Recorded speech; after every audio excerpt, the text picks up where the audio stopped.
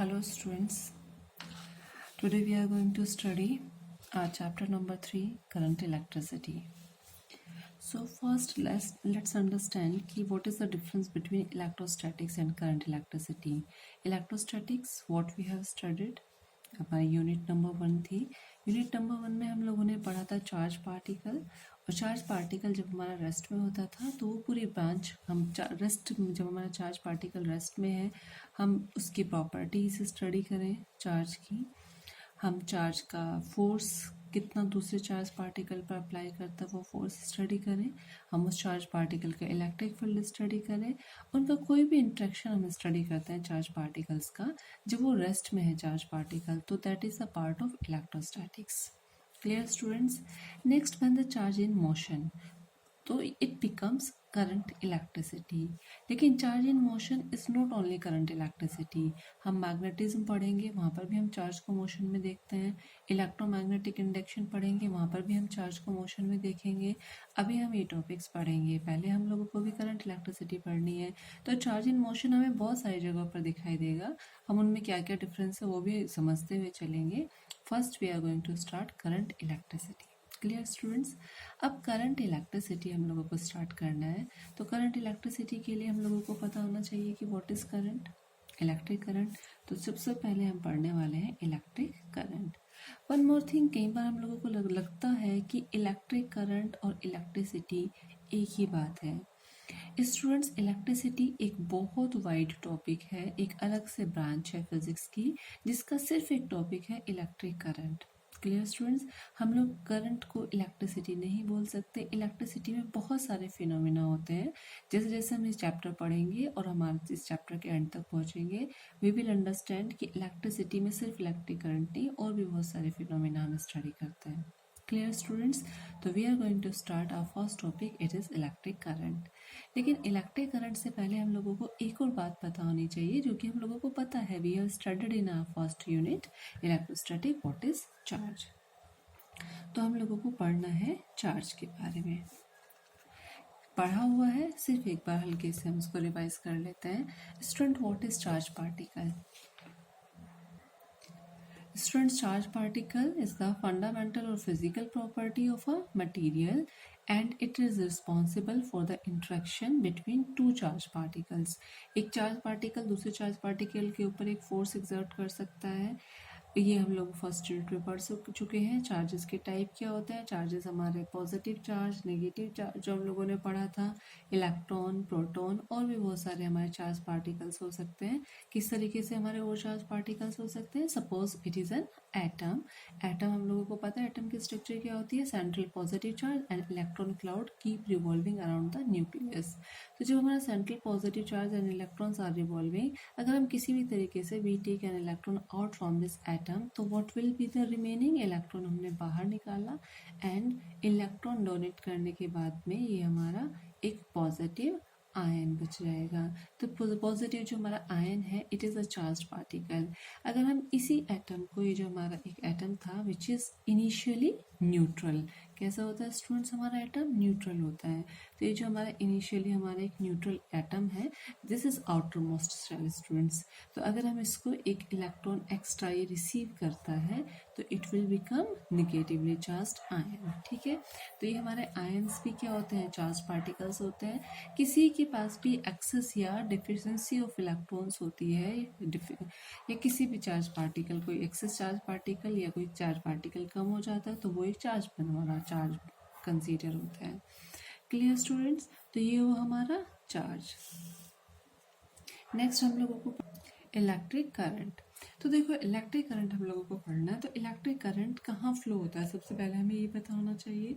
हम लोगों ने मटेरियल्स का कैटेगराइजेशन किया था. हम लोगों ने पढ़ा था कि कंडक्टर्स होते हैं, इंसुलेटर्स होते हैं, सेमी कंडक्टर्स होते हैं, सुपर कंडक्टर्स होते हैं, इलेक्ट्रोलाइट्स होते हैं.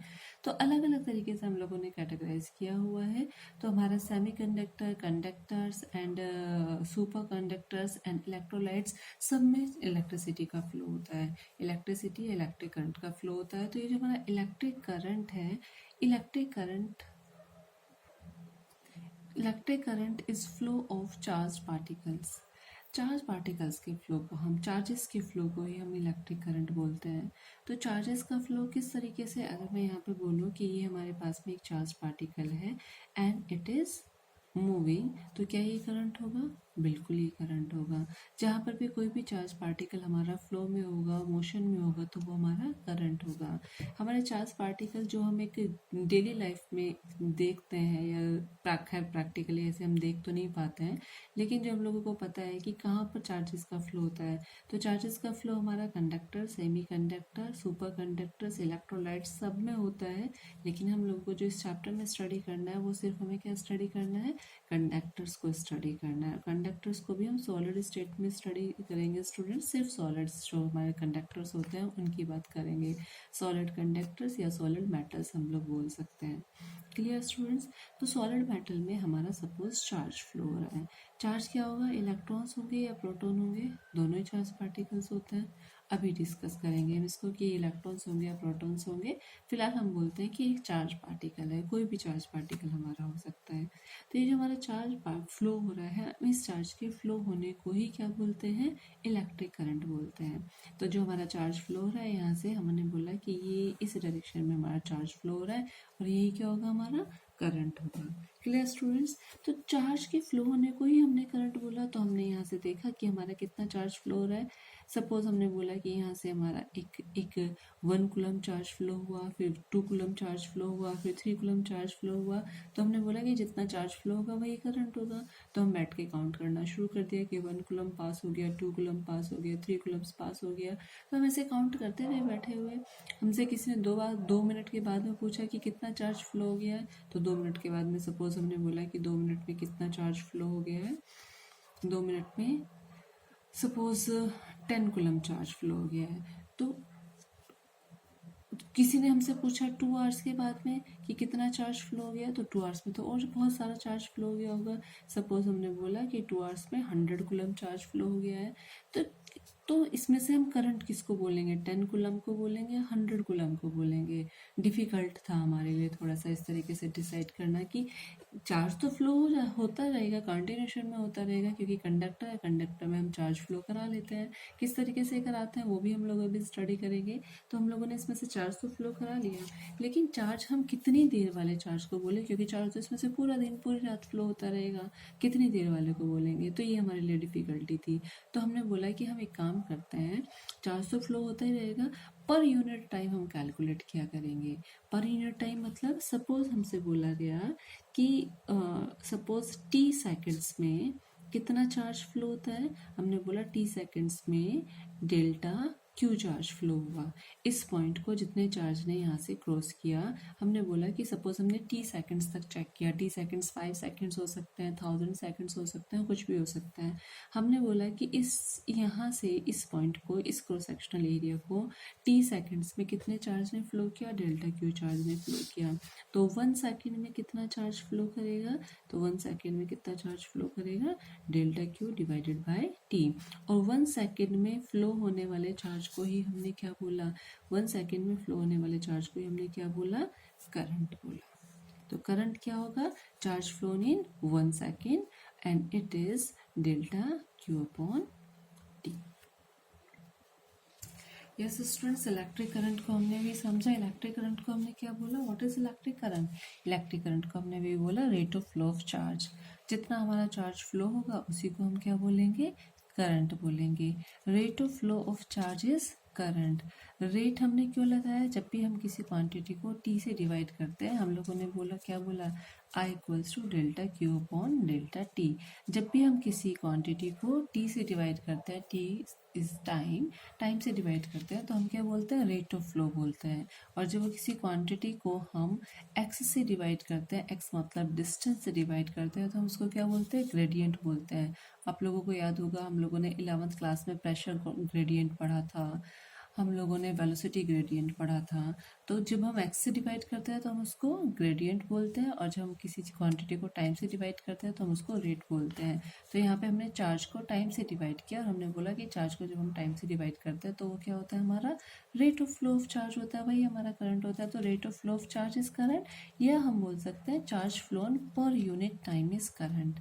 पर यूनिट टाइम का मतलब क्या है? पर यूनिट टाइम बेटा हो सकता है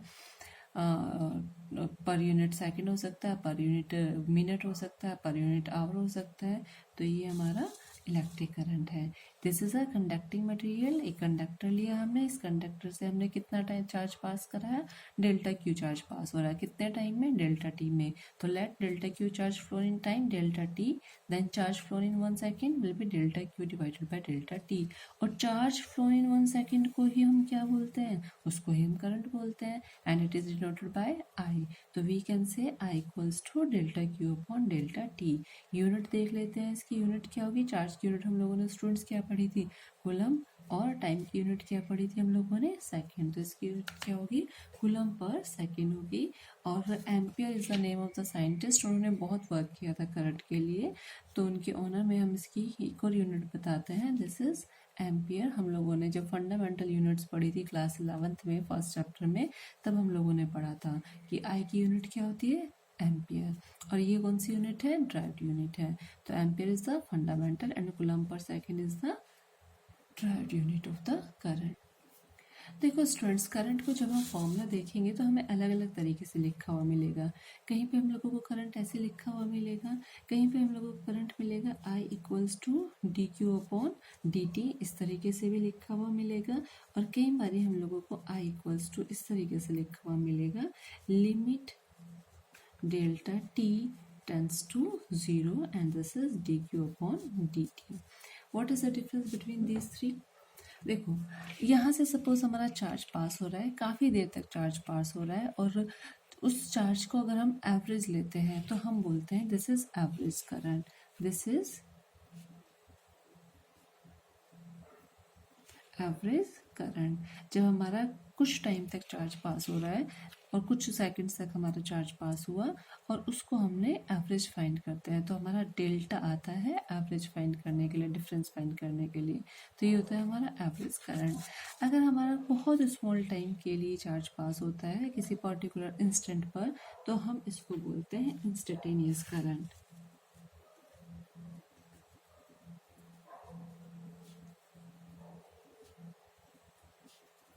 दिस इज इंस्टेंटेनियस करंट। तो ये हमारा इंस्टेंटेनियस करंट हो गया। और इसी को हम इस तरीके से भी लिखते हैं। इंस्टेंटेनियस करंट का मतलब क्या है, इंस्टेंटेनियस करंट का मतलब है हमारा किसी एक पर्टिकुलर मोमेंट पे, जैसे यहाँ पे पूछा जाए हम लोगों से एवरेज करंट में पूछा जाए कि 0 सेकंड से 10 सेकंड तक कितना करंट फ्लो हुआ, तो वो होगा हमारा एवरेज करंट। या हमसे बोला जाए कि 5 सेकंड से 20 सेकंड तक कितना करंट फ्लो हुआ, तो वो हमारा होगा एवरेज करंट। लेकिन हमसे बोला जाए कि 3rd सेकंड पर कितना करंट फ्लो हुआ, 3rd सेकंड किसी एक पर्टिकुलर मोमेंट की अगर बात की जाएगी, तो वो हमारा इंस्टेंटेनियस करंट होता है। तो हम इसको ऐसे भी लिखते हैं और हम इसको ऐसे भी लिख देते हैं। ये delta T tends to 0, delta T tends to 0 मतलब ये फॉर्मूला हम तब अप्लाई कर रहे हैं जब हमारा टाइम इतना कम है, इतना कम है, कितना कम है, लगभग 0 के इक्वल है, 0 नहीं है, लगभग 0 के इक्वल है, तो हम उसको बोलते हैं इंस्टेंटेनियस करंट। एक और बात, अगर हमारा फ्लो ऑफ चार्ज यूनिफॉर्म है, फ्लो ऑफ चार्ज यूनिफॉर्म मतलब पर सेकंड में अगर हम फर्स्ट सेकंड में 10 चार्ज पार्टिकल्स फ्लो हुए, तो नेक्स्ट सेकंड में भी 10 चार्ज पार्टिकल्स फ्लो होंगे, नेक्स्ट 10 सेकंड्स में भी 10 चार्ज पार्टिकल फ्लो होंगे, नेक्स्ट सेकंड में भी 10 चार्ज पार्टिकल्स फ्लो होंगे। तो इस तरीके के मोशन को हम बोलते हैं यूनिफॉर्म मोशन। याद होगा आप लोगों को, हम लोगों ने 10th क्लास में यूनिफॉर्म मोशन पढ़ा था। यूनिफॉर्म मोशन को हम क्या 11th में यूनिफॉर्म मोशन पढ़ा था। तो यूनिफॉर्म मोशन में हमने क्या बताया था, equal distance in equal time. तो इस तरीके से यूनिफॉर्म मोशन ऑफ चार्ज कैसा होगा, यूनिफॉर्म मोशन ऑफ चार्ज होगा equal charge particles flown in equal time. तो जब हमारा इस तरीके का कुछ होता है तो हम बोलते हैं इसको simply I equals to Q upon T, total charge, जितना भी टोटल चार्ज हमारा फ्लो हो रहा है, और उसको हम डिवाइड कर देते हैं टाइम से। स्टूडेंट्स, हम लोगों ने फर्स्ट चैप्टर में जब हमने चार्ज पढ़ा था तो हम लोगों ने पढ़ा था एक formula Q equals to N into e. ये चार्ज किसका था? इलेक्ट्रॉन का चार्ज था। और अगर हमारा इलेक्ट्रॉन नहीं है तो हम इसको Q इक्वल्स टू बोल सकते हैं N into Q. What is Q? Small q क्या है? जो भी हमारा चार्ज पार्टिकल फ्लो कर रहा है, जो भी हमारा यहाँ से चार्ज पार्टिकल फ्लो कर रहा है, वो इलेक्ट्रॉन है, वो प्रोटॉन है, वो कोई आयन है, वो कुछ भी है, उस एक का चार्ज, उस एक का चार्ज, लेकिन एक तो नहीं है ना, बहुत सारे फ्लो कर रहे हैं, तो हम उसको बहुत सारे कितने, सपोज कितने फ्लो कर रहे हैं? n फ्लो कर रहे हैं, तो ये हमारा टोटल चार्ज कितना होगा? एक का charge multiply number of charges. ठीक है स्टूडेंट्स, तो हम इसको ऐसे भी लिख देते हैं NQ divided by T। And number of charge particles divided by time, ये है फ्रीक्वेंसी। इसको फ्रीक्वेंसी भी बोला जाता है। I equals to F into Q. Remember student, this capital Q is total charge and this small q is charge of one particle, जिस भी हम पार्टिकल की बात कर रहे हैं। आई होप आपको ये क्लियर होगा। Number divided by time is the frequency. Frequency क्या होती है? सपोज हम ऑक्सीलेशंस की फॉर्म में बात करें 11th क्लास में, तो फ्रीक्वेंसी क्या होती थी? Number of oscillations completed in 1 second. यहाँ पर फ्रीक्वेंसी क्या होगी? Number of charge particles flown in 1 second. Total charge particle suppose कितने फ्लो हुए? n फ्लो हुए। 1 सेकेंड में कितने सेकेंड्स में? t सेकेंड्स में कितने चार्ज पार्टिकल्स फ्लो हुए? n charge particle. 1 सेकेंड में कितने चार्ज पार्टिकल्स फ्लो होंगे? n upon T. तो 1 सेकेंड में जो हमारे चार्ज पार्टिकल्स फ्लो होते हैं वो क्या होती है? फ्रीक्वेंसी होती है। तो हम इसको यहाँ पे फ्रीक्वेंसी बोलते हैं। I equals to F upon F into Q. ये हमारा एक फॉर्म।